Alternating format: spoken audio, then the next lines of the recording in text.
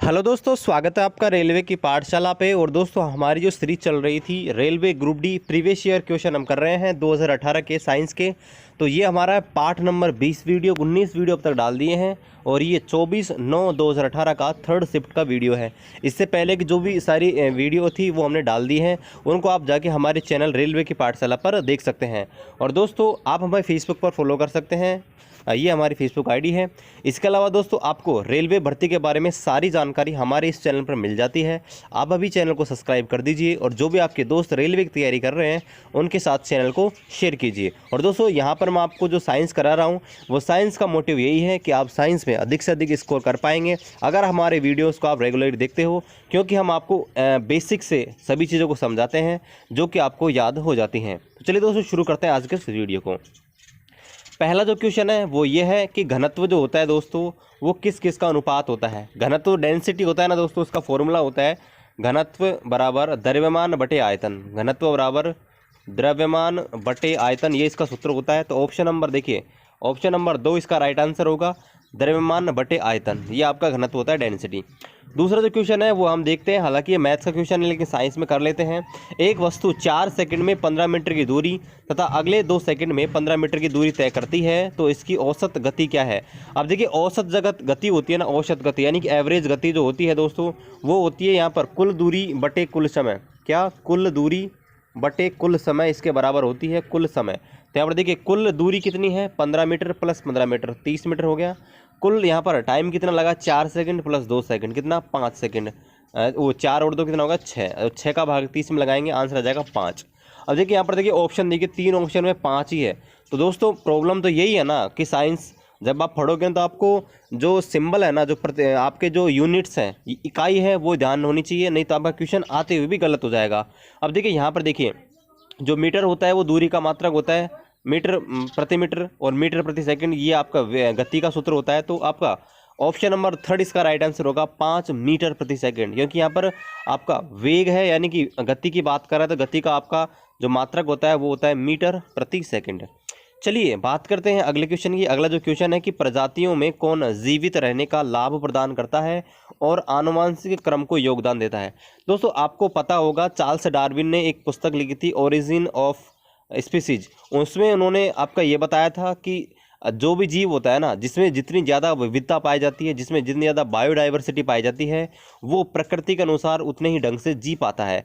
मतलब होता क्या है कि लोगों में जितनी आनुवंशिकता पाई जाती है ना, अलग अलग प्रकार की वैरायटी जो होती है ना, वो दोस्तों प्रकृति से लड़ने में अधिक सक्षम होते हैं। उन्होंने ये कहा था कि वे जीव जो कि प्रकृति से लड़ने में सक्षम होते हैं वही जो प्रजाति हैं पृथ्वी पर जीवित रहती हैं। बाकी जो पृथ्वी के मौसम के अनुसार ढल नहीं पाती हैं दोस्तों, वो अपने आप ही खत्म हो जाती हैं, वो उन्होंने कहा था। तो देखिए यहाँ पर परिवर्तन है ना, चेंजेस वो जरूरी हैं। अगर चेंज होता रहेगा यानी कि हमारे अंदर चेंज होता रहेगा, जब मान लीजिए कोविड-19 चल रहा है, कोरोना वायरस चल रहा है, तो हमारा शरीर क्या करता है, अपने आप ही एंटीबॉडीज बना लेता है। तो जब हमारा शरीर एंटीबॉडीज बना लेगा तो हम कोरोना से नहीं मर पाएंगे, कोरोना हमारा कुछ नहीं कर पाएगा। तो हमारे शरीर में अगर चेंजेस होता रहेगा तो दोस्तों हमारी प्रजाति है वो संकट में नहीं आएगी और आनुवंशिक है वो आनुवंशिक क्रम वो चलता रहेगा। मतलब एक पीढ़ी से दूसरी पीढ़ी में ये गुण है वो बदल जाएंगे। तो आपको ध्यान रखना है, परिवर्तन है, चेंजेस जो होते हैं वो किसी पीढ़ी के लिए जिम्मेदार होते हैं, किसी पीढ़ी को बचाने के लिए, पृथ्वी पर रहने के लिए। चलिए बात करते हैं अगले क्वेश्चन की। अगला जो क्वेश्चन है वो ये कि एक लड़का है 4 किलो के बैग को 30 सेकंड तक पकड़ा हुआ है, तो उसका किया गया कार्य ज्ञात कीजिए। मैंने दोस्तों आपको जब कार्य बोला था, जब कार्य कराया था, तो आपसे बोला था कार्य बराबर होता है बल इंटू विस्थापन, और आपसे बोला था अगर विस्थापन 0 है तो कार्य 0 होगा। अब देखिए लड़का है वो बैग को लेकर खड़ा हुआ है, भले इसकी ऊर्जा बर्बाद हो रही हो, ठीक है, लेकिन उसने विस्थापन 0 है, इसका मतलब उसका कार्य क्या होगा दोस्तों, 0 होगा, यानी कि 0 होगा, यानी कि उसके द्वारा कोई कार्य किया हुआ नहीं होगा। चलिए बात करते हैं अगले क्वेश्चन की। किसी गर्म भट्टी से कौन सी विकिरण निकलती है। अब दोस्तों होता क्या है कि जैसे लोहा है तो लोहे को हम जो पिघलाते हैं ना, तो बड़ी बड़ी फैक्ट्रियों में, ठीक है, वहाँ पर पिघलाते हैं, तो उस समय जो किरण निकलती हैं वो आपसे पूछते हैं कि जो फैक्ट्रियाँ जो होती हैं जहाँ पर हम लोहे को पिघलाते हैं और उसकी सहायता से कोई नया हम उपकरण बनाते हैं, ठीक है, नई डिजाइन उसको देते हैं, तो वो जो फैक्ट्रियाँ होती हैं उनमें आपको ध्यान रखना है अवरक्त यानी कि इंफ्रारेड यहाँ पर जो विकिरण है वो दोस्तों वहाँ पर निकलती हैं। चलिए बात करते हैं अगले क्वेश्चन की। अगला जो क्वेश्चन है वो ये है कि रॉकेट, ठीक है, रॉकेट जो है वो किस सिद्धांत पर कार्य करता है। तो मैंने आपको गति के 3 समीकरण जब कराए थे फिजिक्स में, तो आपसे बोला था कि जो आपका 3 समीकरण है उसमें से न्यूटन का जो थर्ड नियम है वो क्रिया प्रतिक्रिया का रूल कहलाता है, यानी कि एक्शन रिएक्शन का रूल कहलाता है। और ये कहता है, वो तीसरा नियम ये कहता है कि हम जो भी कार्य करते हैं उसके फलस्वरूप समान और विपरीत दिशा में एक प्रतिक्रिया होती है। तो दोस्तों रॉकेट जब पीछे जब आपने देखा होगा हम रॉकेट छोड़ते हैं ना, तो रॉकेट करता क्या है, रॉकेट तो आगे की ओर जाता है, रॉकेट तो आगे की तरफ मूव करता है, लेकिन होता क्या है कि उसके अंदर बहुत सारी गैसें ईंधन के रूप में होती हैं, वो बाहर निकलती हैं। तो जब गैसें बाहर निकलती हैं ना, तो बाहर निकलते समय रॉकेट को आगे की ओर प्रतिक्रिया बल देती हैं, इस वजह से रॉकेट की गति होती है। तो रॉकेट आपके क्रिया प्रतिक्रिया यानी कि न्यूटन का थर्ड गति का जो नियम है उस पर आधारित है। चलिए बात करते हैं अगले क्वेश्चन की, जो कि आपके है प्रकाश वाले चैप्टर से, जिसको मैंने कंप्लीट करा दिया है। किसी गोलाकार जो दर्पण होता है दोस्तों, ठीक है, स्पेरल जो मिरर होते हैं, उसकी फोकस दूरी क्या होती है। मैंने इसके न्यूमेरिकल भी आपको करा दिए हैं, आप प्लेलिस्ट में जाके सेक्शन में देख सकते हैं। फिजिक्स के जो भी न्यूमेरिकल बनते हैं पॉसिबल सारे मैंने करा रखे हैं। मैंने आपको चैप्टर पढ़ाया था, आपसे बोला था जो फोकस दूरी होती है ना दोस्तों, वो हमेशा वक्रता त्रिज्या की क्या होती है, आधी होती है। मान लीजिए ये आपका दर्पण है कोई सा भी, तो यहाँ पर देखिए ये अगर ये इसका सेंट्रल है, ठीक है, और ये इसका क्या है आपके ध्रुव है, तो यहाँ पर देखिए सेंट्रल से ध्रुव के बीच की दूरी होती है, ये इसकी रेडियस कहलाती है। और यहाँ पर वह पॉइंट जहाँ से कोई प्रकाश किरण आती है और आने के बाद जिस बिंदु पर गुजरती है उसको बोलते हैं फोकस, ठीक है। तो फोकस से ध्रुव यानी कि ओ के बीच की दूरी यहाँ पर फोकस दूरी कहलाती है एफ।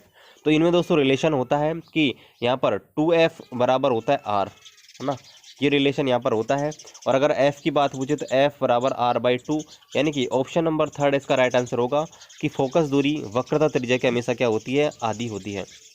चलिए बात करते हैं क्वेश्चन नंबर 8 की, जो कि अच्छा सा न्यूमेरिकल है, बहुत अच्छा लेवल का न्यूमेरिकल है, ठीक है। यहाँ पर देखिए क्या पूछा है, एक बंदूक है, बंदूक का जो वजन है दोस्तों 12 ग्राम है। अब देखिए सबसे पहले लिख लेते हैं, m बराबर आपको दे रखा है 12 ग्राम। 12 ग्राम को किलो में बदलेंगे तो 12 बटे लिख लेंगे, ठीक है, 12 आपको ग्राम दे रखा है तो 12 में 1000 का भाग लगा लेंगे, ठीक है। इसके बाद आपको दे रखा है गोली को बाहर निकलने में 0.06 सेकंड लगते हैं, मतलब आपको टाइम दे रखा है दोस्तों यहाँ पर 0.06 सेकंड, ठीक है, ये आपको दे रखा है। और उसकी गति 600 मीटर प्रति सेकंड है, यानी कि आपको स्पीड दे रखी है, यानी कि वेग दे रखा है। अब देखिए जब गोली को छोड़ा जाता है ना, तो जब गोली को छोड़ते हैं तो उस समय उसका प्रारंभिक वेग तो 0 होगा, लेकिन अंतिम वेग क्या होगा दोस्तों, अंतिम वेग यहाँ पर क्या हो जाएगा, आपको दे रखा है 660 मीटर प्रति सेकंड। तो ये v का मान हो गया 660 मीटर प्रति सेकंड, ठीक है, वो 600 मीटर प्रति सेकंड, और u क्या हो जाएगा दोस्तों 0। अब आपसे पूछा है लगाया गया बल। अब देखिए क्रिया प्रतिक्रिया का रूल ये कहता है कि यहाँ पर देखिए बंदूक जब छोड़ी जाती है, बंदूक से गोली छोड़ी जाती है, तो गोली जब बाहर निकलती है ना, वो बंदूक के ऊपर उतनी ही मात्रा में एक प्रतिक्रिया बल लगाती है। अब देखिए बल का हमारे पास एक ही सूत्र होता है, F बराबर ma। अब देखिए m का मान तो हमारे पास है ये रहा, लेकिन a क्या होता है, a होता है त्वरण, और त्वरण मैंने आपको बताया था वेग में परिवर्तन दर, यानी कि v minus you upon T आपके त्वरण होता है। तो देखिए f का मान निकालेंगे तो f बराबर हो जाएगा m, और a का मान हो जाएगा v minus you upon T. अब ठीक है, m का मान देखिए 12/1000, ठीक है, 12/1000, और यहाँ पर देखिए v हो जाएगा आपके कितना 600 और माइनस 0, ठीक है, 600 माइनस 0, और यहाँ पर देखिए भाग लगाएंगे इसका, कितना टाइम दे रखा है 0.06, ठीक है।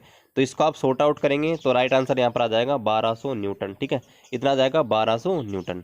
चलिए बात करते हैं अगले क्वेश्चन की, संवेग क्या होता है। अब देखिए संवेग के बारे में आपको बताया था, P बराबर होता है mv, यानी कि किसी वस्तु के द्रव्यमान और उसके द्रव्यमान और वेग के गुणनफल को आपके संवेग कहते हैं। अब दोस्त संवेग जो होता है ना, एक सदिश राशि होती है, आपको ध्यान रखना है, P बराबर होता है mv, ठीक है। यहाँ पर कोई वेक्टर राशि है, तो वेक्टर राशि में आपको बताया था सदिश राशियाँ ऐसी राशि होती हैं जिनके परिमाण व दिशा दोनों होते हैं, यानी कि मोमेंट आपके मैग्नीट्यूड और आपका डायरेक्शन दोनों होते हैं, उसे बोलते हैं आपके सदिश राशि। तो संवेग में क्या होंगे दोस्तों, दोनों ही चीज़ें होंगी। चलिए बात करते हैं अगले क्वेश्चन की। अब देखिए ये ऊर्जा के स्रोत के बारे में पूछ रहा है, तो देखिए ऊर्जा के 2 प्रकार के स्रोत होते हैं, मैं आपको बता दूं, एक होते हैं ऊर्जा के नवीकरणीय स्रोत, एक होते हैं अनवीकरणीय स्रोत। अब देखिए नवीकरणीय स्रोत क्या होते हैं, ऐसे स्रोत जिनको हम अब वर्तमान स्थिति से देखकर बनाए जा सकते हैं, यानी कि वो नष्ट नहीं होंगे।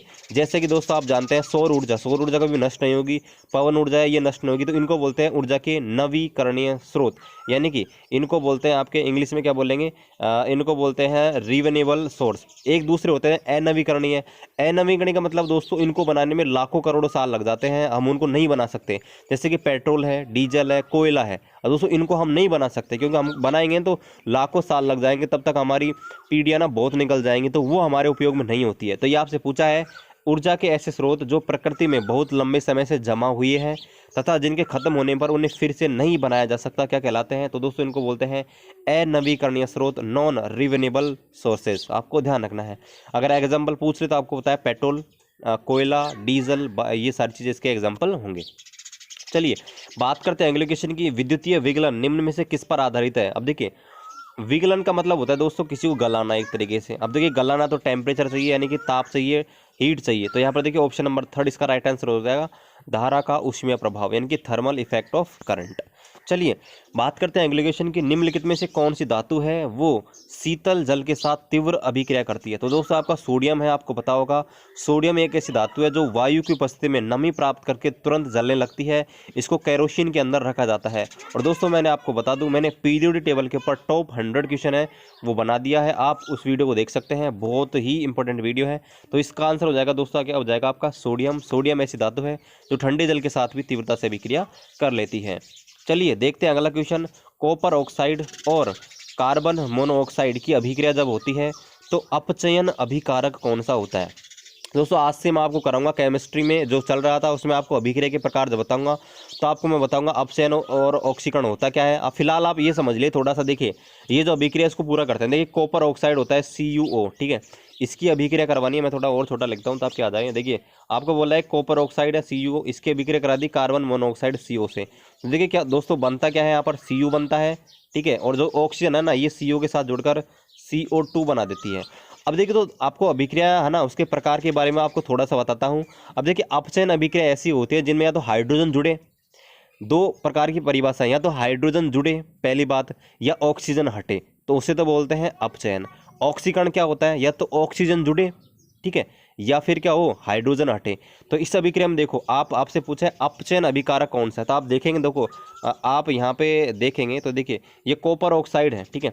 अब ये कॉपर ऑक्साइड है ना, तो ये कॉपर ऑक्साइड इसके साथ पहले ऑक्सीजन जुड़ रहा था, ठीक है, लेकिन यहाँ आने पर ऑक्सीजन हट गया। तो मैंने आपसे बोला था ऑक्सीजन हटती है ना तो उसको बोलते हैं अपचयन, ठीक है।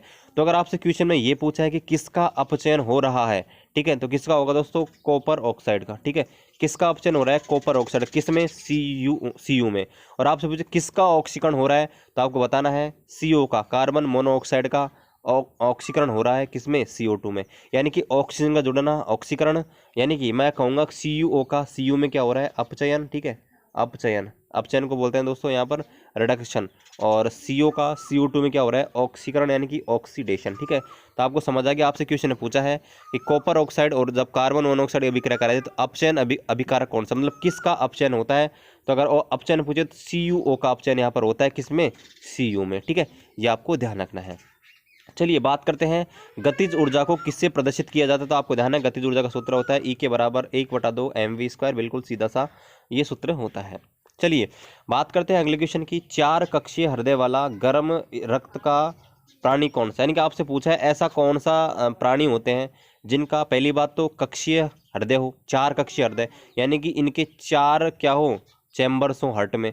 और दूसरा ये गर्म आपके गर्म रक्त वाले हों। गर्म रक्त का मतलब होता है कि इनका शरीर का टेम्परेचर रहता है ना वो कहीं भी चल जाए सेम ही रहता है, बदलता नहीं है, ठीक है, ये आपको ध्यान रखना है। अब देखिए 4 कक्षीय हृदय होता है दोस्तों हमें मानवों में पाया जाता है, ठीक है। तो यहाँ पर देखिए स्तनधारी में हम आते हैं, ठीक है, और हमारा जो नाम है साइंस में वो है होमो सैपियंस।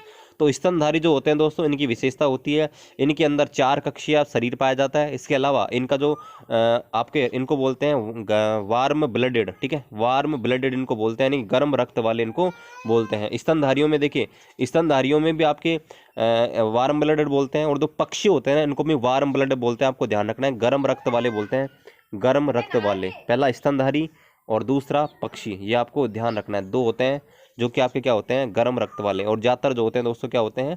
ठंडे रक्त वाले, ठीक है, कोल्ड ब्लडेड।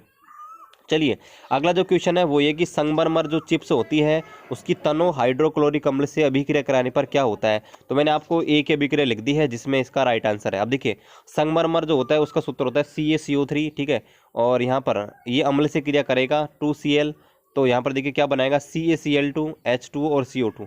लेकिन दोस्तों कई बार यही क्वेश्चन मैंने देखा था पिछले शिफ्ट में पूछा गया था कि जब संगमरमर की अभिक्रिया तन हाइड्रोक्लोरिक अम्ल से कराते हैं तो कौन सी गैस बाहर निकलती है।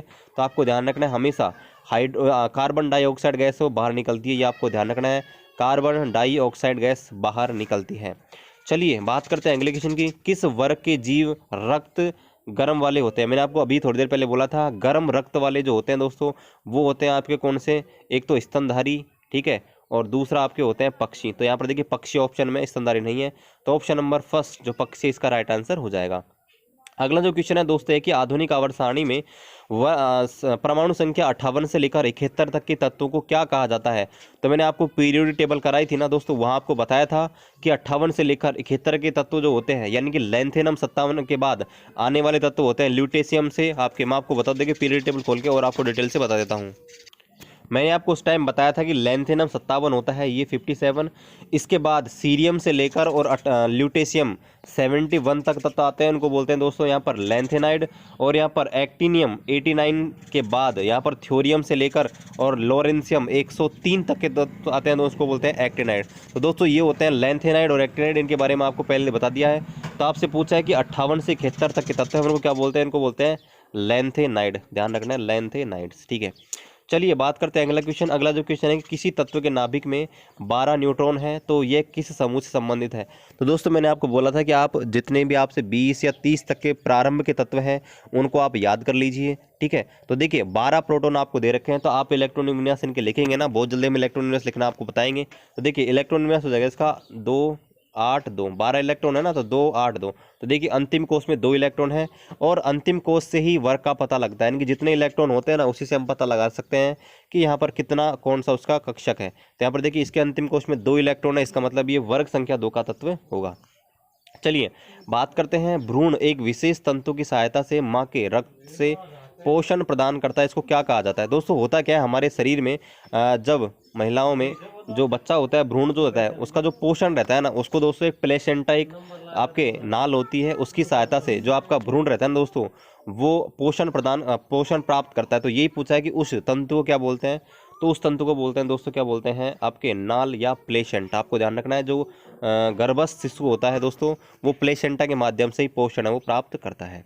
चलिए बात करते हैं अगला क्वेश्चन। अगला क्वेश्चन है कि जब सोडियम बाइकार्बोनेट होता है NaHCO3, ठीक है, जब pH की पट्टी पर रखा जाता है तो pH का रंग कैसा होता है? अब देखिए pH स्केल है ना, pH स्केल में कोई रंग चेंज नहीं होते हैं, उसमें 0 से और 14 तक के अंक लिखे रहते हैं, और उन्हीं के माध्यम से हम अम्ल, क्षार और लवण का पता लगाते हैं। तो यहाँ पर देखिए इसमें कोई चेंज नहीं होगा, ऑप्शन नंबर 2 इसका राइट आंसर होगा। अगला जो क्वेश्चन है वो ये कि संपीड़न का निर्माण उस स्थान पर होता है जहां वायु दाब क्या होता है? अब देखिए संपीड़न का मतलब होता है कि किसी भी ठोस, वो ठोस नहीं, किसी द्रव या गैस को दाब लगाकर उसका आयतन को कम करना, ये उसका क्या कहलाता है दोस्तों? उसको संपीड़न बोलते हैं। तो देखिए वायु दाब जहां पर जितना ज़्यादा होगा ना, मतलब जितना प्रेशर हम लगाएंगे, आपको पता है LPG है, ठीक है, CNG के सिलेंडर होते हैं, उनको हम दाब लगाकर उनका आयतन कम कर देते हैं। तो दोस्तों यही इसका राइट आंसर हो जाएगा, यानी कि जहाँ पर उच्च संपीड़न होगा, वो उच्च वायुदाब होगा, जितना दाब हम ज़्यादा लगाएंगे वहाँ पर संपीड़न उतना ही ज़्यादा होगा। चलिए बात करते हैं अगले क्वेश्चन की। अगला जो क्वेश्चन है कि ये है कि असंतृप्त हाइड्रोकार्बन जो होते हैं, असंतृप्त का मतलब जिनमें आपके द्विबंध या त्रिबंध पाए जाते हैं, ऐसे हाइड्रोकार्बन अत्यधिक काली धुआं के साथ जब जलते हैं तो कौन सी ज्वाला प्रदान करते हैं? देखिए दोस्तों हाइड्रोकार्बन वाला चैप्टर हम बहुत जल्दी शुरू करेंगे, और इसमें आपको बताऊंगा हाइड्रोकार्बन का वर्गीकरण, यानी डिवाइडेशन, क्लासिफिकेशन है। तो वहाँ आपको बताएंगे एलोफेटिक, एरोमेटिक, 2 प्रकार के होते हैं, एक तो काली धुआं के साथ जलते हैं, एक बिना धुआं के साथ जलते हैं। तो आपको ध्यान रखना है कि असंतृप्त हाइड्रोकार्बन है, जब इनको जलाते हैं तो काली धुआं तो देते ही हैं, लेकिन साथ में ये पीली पीली आपके ज्वाला के साथ जलते हैं, यानी कि पीला रंग दिखाई देता है जब इनको जलाते हैं तब। चलिए बात करते हैं अगले क्वेश्चन की, जो कि हमारे पाचन तंत्र से रिलेटेड है। ये क्वेश्चन है कि पाचन के दौरान पित्त जो होता है, पित्त यानी कि बाइल जूस होता है, वो दोस्तों क्या काम करता है? तो दोस्तों बाइल जूस का क्वेश्चन पहले ही आ चुका है, पूछा था कि बाइल जूस कहाँ से निकलता है। दोस्तों आपको ध्यान रखना, यकृत यानी कि लीवर से आपका बाइल जूस है वो निकलता है, और इसका काम होता है दोस्तों वसा का पायसीकरण करना, मतलब वसा को छोटे छोटे टुकड़ों में तोड़ना, इसका काम होता है। चलिए देखते हैं आज का अंतिम क्वेश्चन, वो ये है कि M कक्षक में अधिकतम इलेक्ट्रॉन की संख्या कितनी होती है? अब दोस्तों M कक्षक में आपके, या मैंने आपको बताया था किसी कक्षक में आपको अधिकतम इलेक्ट्रॉन संख्या निकालनी है तो निकलती है 2n² से। अब देखिए जो कक्षाएं होती है वो होती है KLM, यानी कि देखिए 1 2 3, यानी कि n का मान हो जाएगा यहाँ पर 3। अब देखिए 2 × 3 का स्क्वायर, और 3 का स्क्वायर जगह 9, 9 दूनी हो जाएगा 18, यानी कि ऑप्शन नंबर 4 इसका राइट आंसर होगा। और दोस्तों आपको हमारे जो भी लेक्चर होते हैं उनकी पीडीएफ आपको हमारे टेलीग्राम पर मिल जाती है। इसके अलावा प्रीवियस ईयर और आपको प्रैक्टिस सेट फ्री मिल जाते हैं। आप टेलीग्राम पे सर्च करेंगे रेलवे की पाठशाला, तो आपको वहां से ज्वाइन कर लेना है। और दोस्तों अभी तक चैनल को सब्सक्राइब नहीं किया है तो चैनल को सब्सक्राइब कर दीजिए, बहुत मेहनत से हम वीडियो बनाते हैं। और लाइक कर दीजिए, और जो भी दोस्त आपके रेलवे की तैयारी कर रहे हैं उनके साथ शेयर कर दीजिए। चलिए मिलते हैं आपसे अगले वीडियो में, तब तक जय हिंद जय भारत।